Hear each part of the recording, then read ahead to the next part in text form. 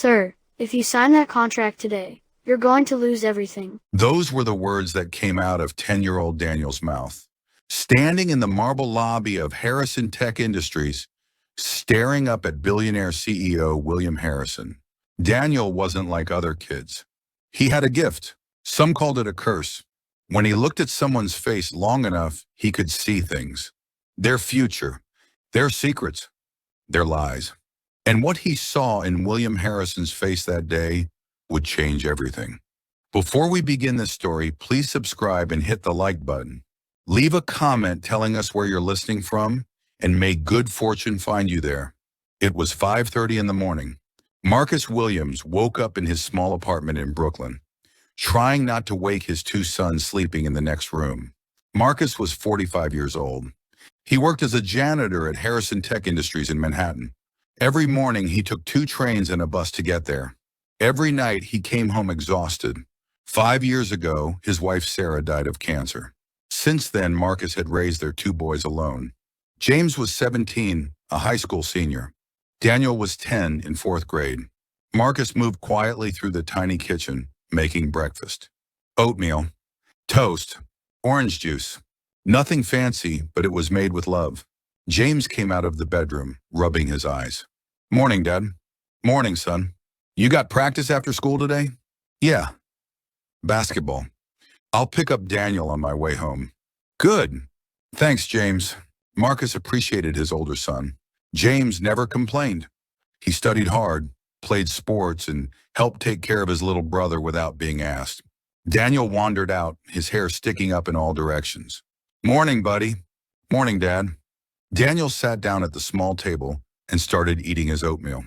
He was a quiet kid, always watching, always thinking. Marcus noticed something different about Daniel from an early age. The boy would stare at people's faces for a long time. Too long. It made people uncomfortable. And sometimes Daniel would say strange things. "Dad, Mrs. Chen from downstairs is going to fall next week. You should tell her to be careful on the stairs." Marcus had laughed it off at first. Kids say weird things. But the next week, Mrs. Chen slipped on the stairs and broke her ankle. "Mr. Rodriguez is going to get good news about his job." 3 days later, Mr. Rodriguez got promoted. It happened too many times to be coincidence. The neighbors started talking. "That Williams kid is strange. He stares at you like he can see right through you. It's creepy." Marcus heard the whispers. It hurt. But what could he do? Daniel wasn't trying to be weird. He just saw things other people didn't. Marcus finished his coffee and put on his navy blue janitor uniform. Harrison Tech Industries was embroidered on the chest. "I'm heading out. James, make sure Daniel gets to school on time." "I will, Dad." "Love you, boys." "Love you too, Dad." Marcus stepped out into the cold morning air. The subway station was 3 blocks away. He walked quickly, his breath making clouds in the freezing air. The commute took an hour and a half. 2 trains, 1 bus. Marcus used the time to close his eyes and rest. He worked long hours, sometimes double shifts when they needed him. The money was never enough. Rent was due next week, and he was short again.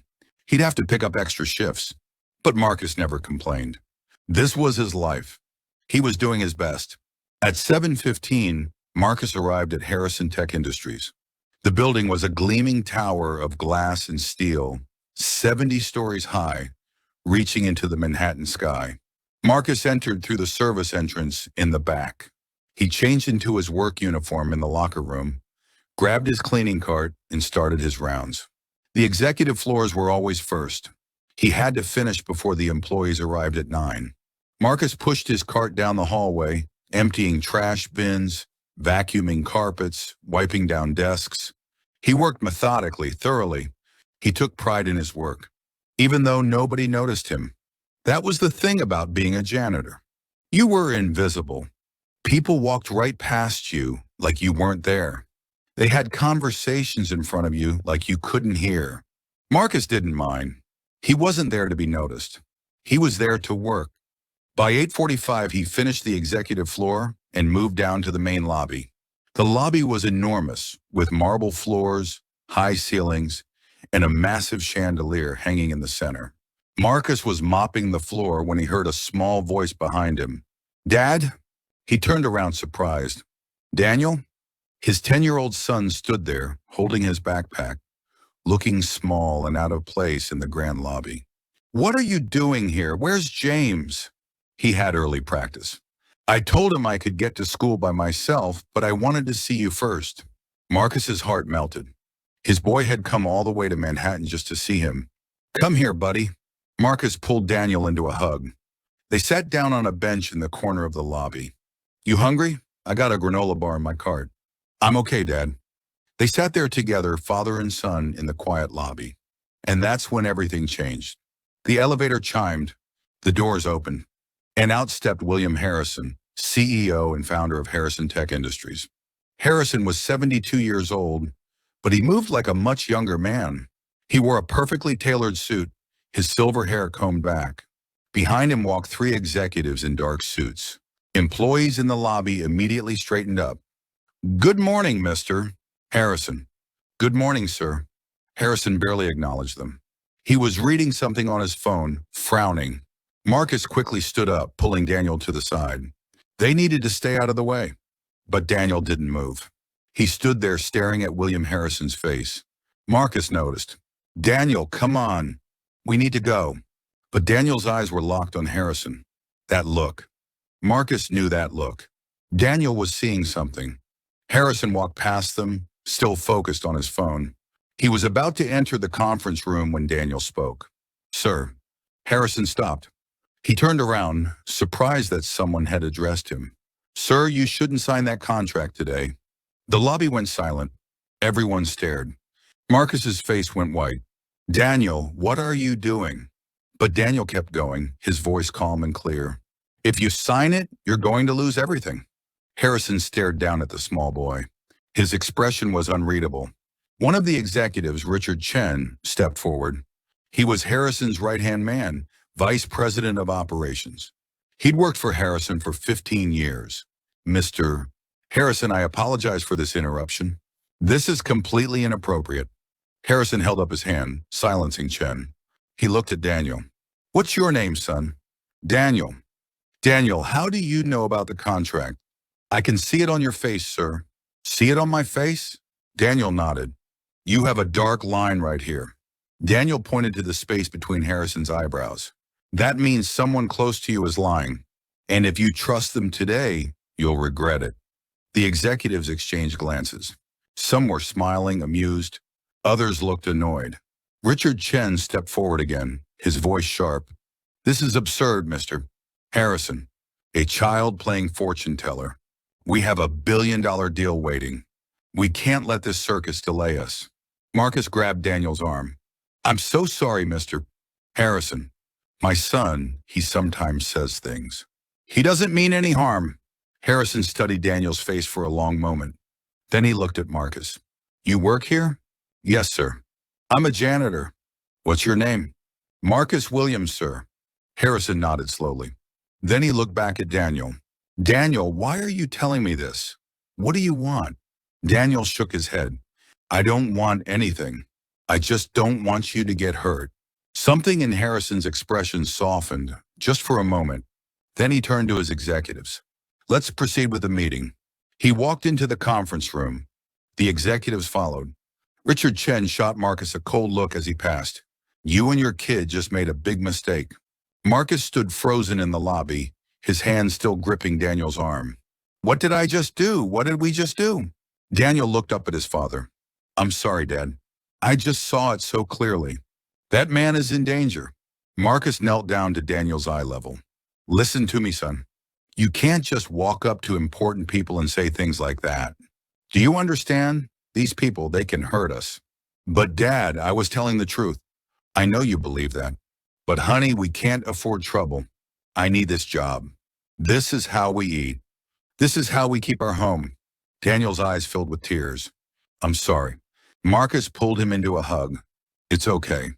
It's okay. Just go to school now, all right? And next time, if you see something, you tell me first. Not strangers. Okay? Okay.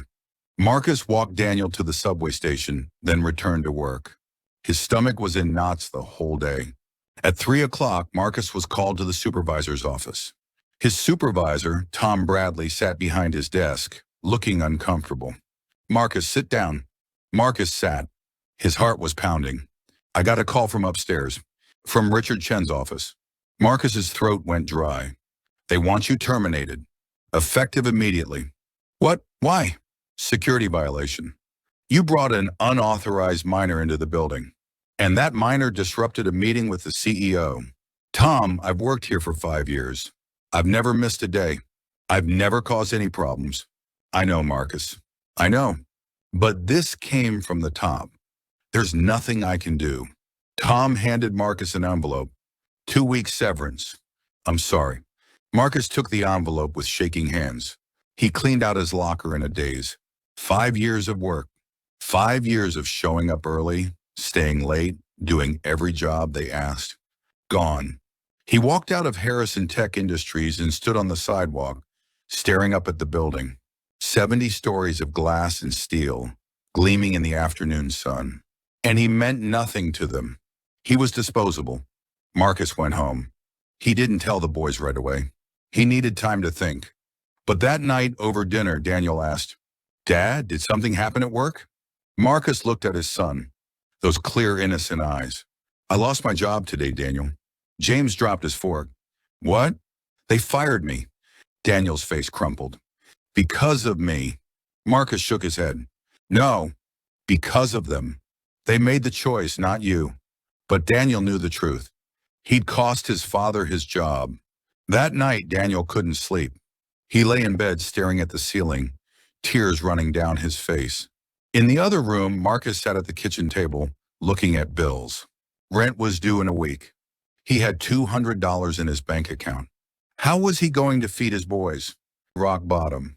The next morning, Marcus started looking for work. He went to employment agencies. He filled out applications. He went to interviews, but everywhere was the same story. "We're looking for someone younger. We need someone with a college degree.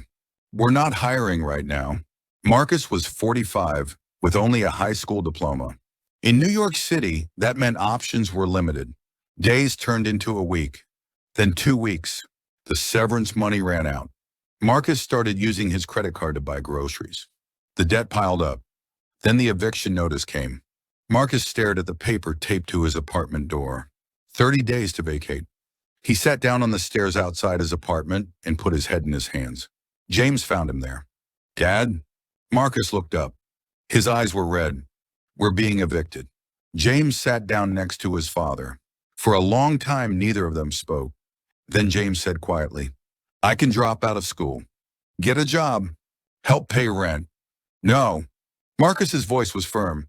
"You're graduating in 3 months. You're going to college. You have a scholarship. You're not throwing that away." "But Dad." "No buts. We'll figure this out." But Marcus didn't know how. That night, it started to rain. A cold, harsh rain that pounded against the windows. Daniel sat by the window, watching the rain fall. He felt like the weight of the world was on his small shoulders. This was all his fault. If he just kept his mouth shut that day in the lobby, his dad would still have a job. They wouldn't be getting evicted. Marcus came and sat next to him. "Hey, buddy, what are you thinking about?" "I ruined everything." Marcus put his arm around his son. "You didn't ruin anything. You told the truth. That's never wrong. But we're losing our home." Marcus was quiet for a moment. Then he said, "Daniel, look at me." Daniel turned to face his father. "I need you to hear this. What you did that day took courage. You saw something wrong and you spoke up, even though you knew people might not believe you, even though you knew it might cost you something. That's called integrity, and I'm proud of you for it. But now you lost your job because of me. Maybe, or maybe I lost my job because those people up in that tower don't value honesty. Either way, it's not your fault. You're 10 years old. You're not responsible for putting food on the table. I am, and I will." Daniel hugged his father tight. Outside, the rain kept falling. Act 4, the CEO's doubt. Meanwhile, on the 68th floor of Harrison Tech Industries, William Harrison sat in his office, staring at a contract. The merger agreement with Vanguard Technologies. 300 pages, months of negotiations, a $20 billion deal. All he had to do was sign. His pen hovered over the signature line. Richard Chen sat across from him. Mr. Harrison, is everything all right? Harrison didn't answer. He was thinking about that boy. Daniel, those clear eyes, that certainty in his voice. If you sign it, you're going to lose everything. Ridiculous. A child's imagination. Fortune-telling nonsense. And yet, Harrison had built his company on instinct. He'd made billion-dollar bets based on gut feelings, and his gut had never steered him wrong. Right now, his gut was screaming at him. Mr. Harrison? Harrison put down his pen. I'm postponing the signing? Richard Chen's face went pale. What? Sir, we can't. Vanguard is waiting. The lawyers are waiting. The board is waiting. Then they can wait longer.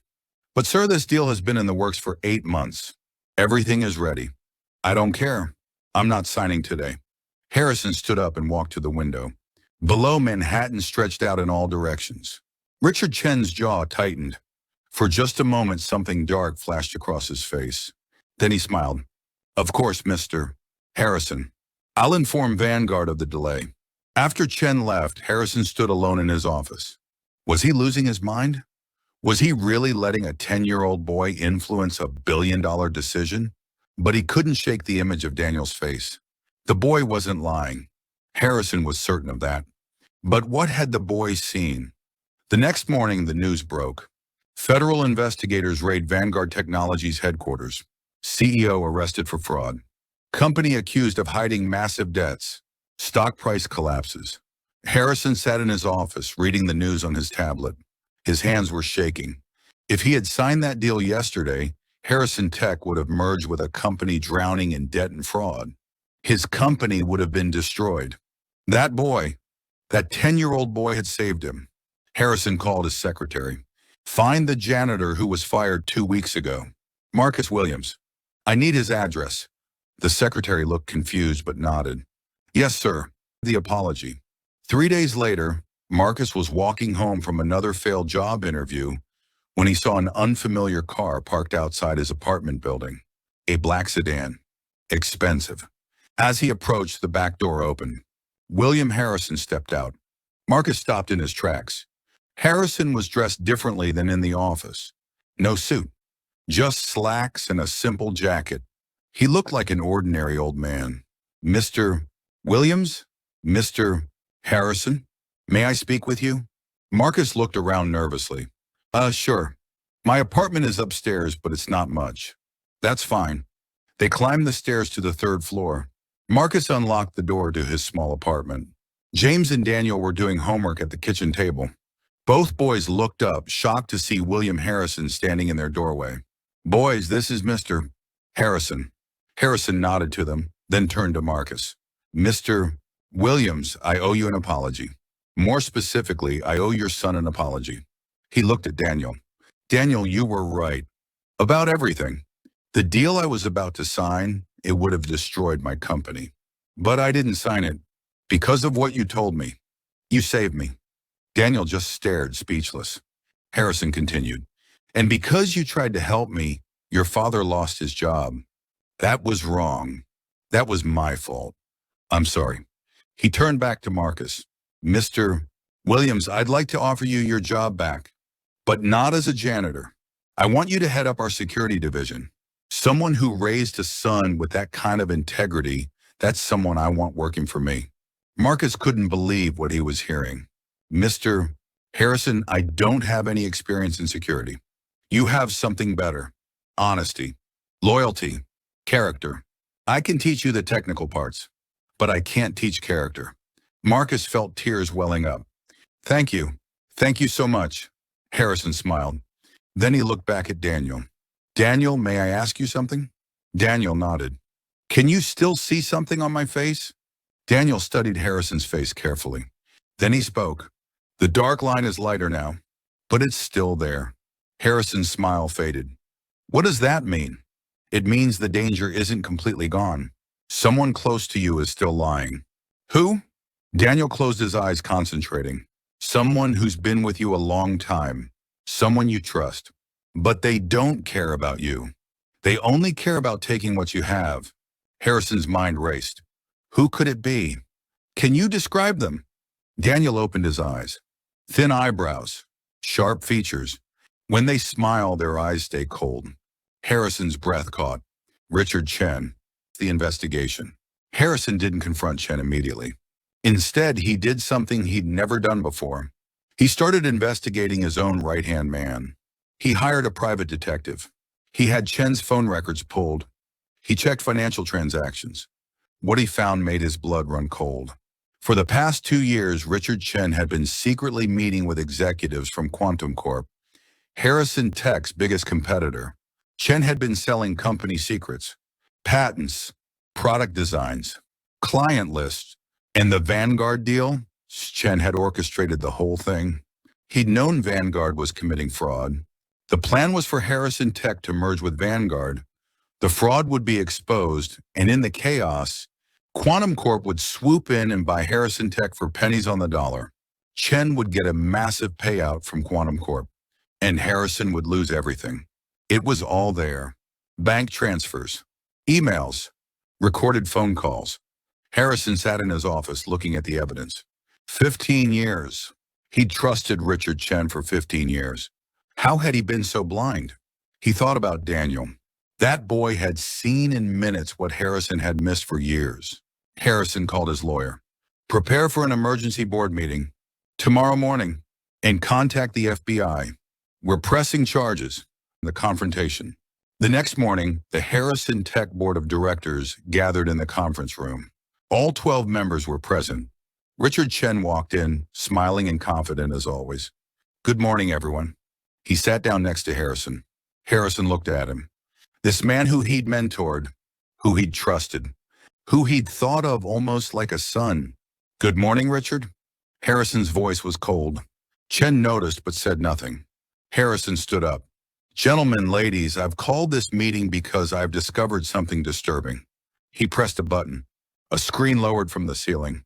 Richard Chen has been selling our company's secrets to Quantum Corp for 2 years. The room erupted. Board members shouted questions. Chen's face went white. This is insane. Mr. Harrison, I don't know what you think you found, but this is completely false. Harrison pressed another button. An email appeared on the screen from Richard Chen to Quantum Corp executives detailing Harrison Tech's new product launch. That's not mine. That email was hacked. Another image, bank transfer records showing payments from Quantum Corp to an offshore account owned by Chen. This is a setup. Harrison's voice cut through the room like a knife. Richard, stop. Chen's mouth snapped shut. I have 3 months of evidence.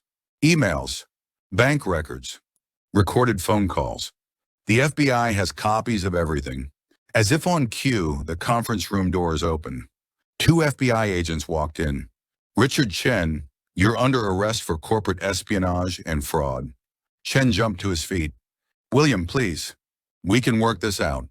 Harrison looked at him with disgust. For 15 years, I trusted you. I treated you like family. And you betrayed me. Chen was led out in handcuffs, still protesting his innocence. The board sat in stunned silence. After a long moment, one of the board members spoke. William, how did you discover this? Harrison smiled slightly. A 10-year-old boy looked at his face and saw what I couldn't. The new beginning. Marcus started his new job the following week. Director of Security. His own office. A salary that was 5 times what he'd made as a janitor. At first, he felt like an imposter. What did he know about corporate security? But Harrison paired him with an experienced team, and Marcus discovered he had natural instincts for the work. Years of watching people, of being invisible, had taught him to notice things others missed. The eviction notice was canceled. Marcus paid back rent and started looking for a better apartment. James got accepted to 3 colleges on full scholarship. And Daniel went back to being a normal kid. He played with his friends, did his homework, and tried not to stare at people's faces too much. But sometimes Harrison would call Marcus and ask if he could take Daniel to lunch. They'd sit in a quiet restaurant, the billionaire CEO and the 10-year-old boy, and talk about life. Daniel, can I ask you something? Sure, mister. Harrison, How long have you been able to see things? Since I was really little. My mom had it too. She could look at someone and know if they were sick, or if they were sad, or if they were lying. Do you see things about everyone? Most people. Not always clear. Some people are harder to read. What do you see when you look at me now? Daniel studied Harrison's face. I see someone who's learning to trust again. The dark line is gone, but there's still sadness. Something old. Harrison was quiet for a moment. My wife died 10 years ago. I never got to say goodbye. I was at a business meeting.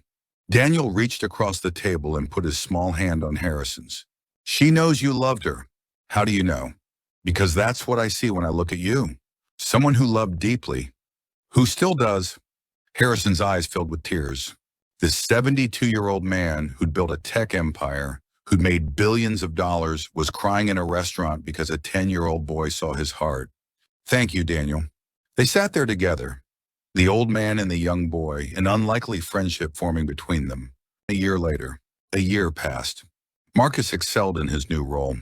He implemented new security protocols, hired a strong team, and even caught 2 more corporate spies trying to infiltrate the company. Harrison came to rely on him, not just professionally, but personally. Marcus became one of the few people Harrison truly trusted. James graduated high school at the top of his class and headed to MIT on a full scholarship. And Daniel grew taller, smiled more, and learned to control his gift better. One evening, Harrison invited Marcus and Daniel to his penthouse in Manhattan. It was the first time they'd seen where he lived. The penthouse was stunning. Floor-to-ceiling windows overlooking Central Park. Art on the walls. But it felt empty somehow. Harrison made them dinner himself. Pasta. Salad. Garlic bread. You cook? Marcus was surprised. When my wife was alive, we used to cook together every Sunday. I haven't done it much since she died. It felt good to do it again. They ate dinner together, talking and laughing. It felt like family. After dinner, they sat on the balcony, looking out over the city lights. Harrison turned to Daniel. Daniel, I want to tell you something. When you're ready, when you're old enough, I want to help you get the best education possible. Any college you want, any career you choose. I'll make sure you have every opportunity. Daniel smiled. Thank you, Mr. Harrison. But I already know what I want to do. What's that? I want to help people, like my mom did. Like you do. Harrison felt his throat tighten with emotion. You already do help people, Daniel. You helped me. The truth in small voices. 5 more years passed. Marcus bought a house in Queens. James graduated from MIT and got a job at a tech startup. Daniel was now 15, a quiet teenager who still had his gift but used it wisely. Harrison was 77 now, thinking about retirement. But before he did, he wanted to do something important. He established the Sarah Williams Foundation, named after Daniel's mother.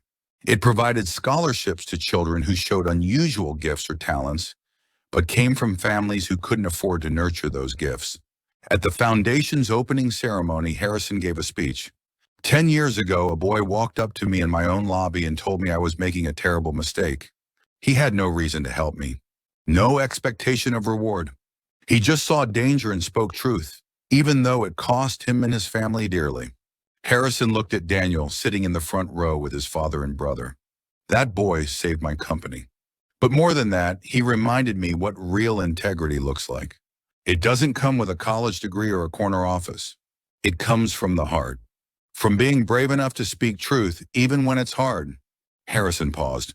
We live in a world that often doesn't listen to the small voices. The children, the janitors, the invisible people. But sometimes truth comes in whispers. And if we're wise, we'll learn to hear them. The audience stood and applauded. Later, as people mingled at the reception, Daniel stepped outside onto a quiet terrace. He looked out over the city, thinking about how much had changed.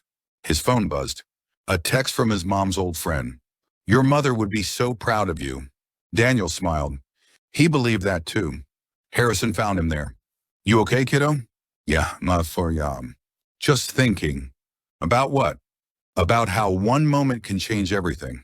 If I hadn't gone to see my dad that day, if I hadn't said anything to you, Harrison put his hand on Daniel's shoulder.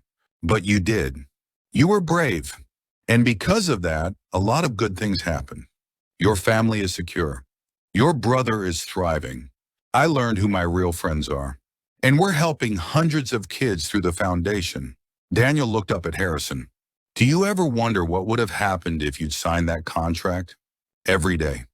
And every day I'm grateful I listened to a 10-year-old boy instead of my own pride. They stood there together, looking out over the glittering city. In the distance, sirens wailed. Cars honked. The city pulsed with life. And somewhere in all that noise, there were small voices trying to be heard. Children seeing what adults missed. Janitors knowing more than executives. Truth hiding in unexpected places. The question was whether anyone would listen. Harrison and Daniel walked back inside together. The story could end here, but really it's just beginning. Because Daniel is only 15. He has his whole life ahead of him. And who knows what he'll see, what truths he'll speak, what changes he'll make. All we know is this: truth doesn't always come in thunder. Sometimes it whispers through the voice of a child. And if we're wise enough to listen, it can save us. Thank you for listening to this story. If it touched your heart, please subscribe and hit the like button. Leave a comment telling us what you thought. May your days be filled with people brave enough to speak truth, and may you be brave enough to hear it. This has been a story about seeing, believing, and the courage to speak up. Until next time.